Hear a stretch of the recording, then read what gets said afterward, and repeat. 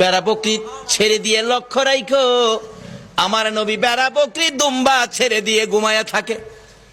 লোকেরা এসে খবর দেয়, খাদিজা গো, এমন রাখাল রাখছো, বেড়া বকরি দুম্বার দিকে খবর নাই, ঘুমায়া থাকে।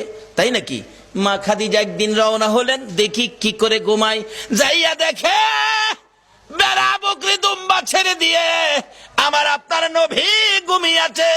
বড় বড় অজগর সাপ এসে নবীজির মাথার উপর ফনা ধরে ছায়া দিতেছে। খাদিজা বলেন, না না, এই রাখালের বকরি জংলার বাগে নিবে না। খাদিজা বাড়ির দিকে যায় আর ফিরা ফিরা চায়, এটা কেমন রাখাল রে? এই রাখাল তো সাধারণ কোনো মানুষ নয়।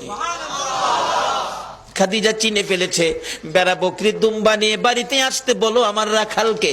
আমার নবী দুপুর বেলায় বেড়া বকরি দুম্বা নিয়ে বাড়িতে রওনা হলে খাদিজা বাংলা রুমে বসে বসে দেখে, এটা কেমন রাখাল রে?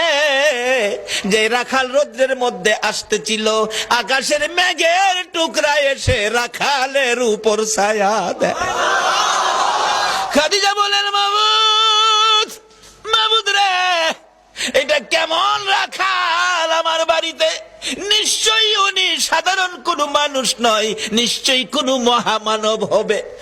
আসেন, আর বেড়া বকরি দুম্বা আপনাকে চড়াইতে হবে না, শুধু এই জায়গার মধ্যে 2 ঘন্টার ওয়াজ।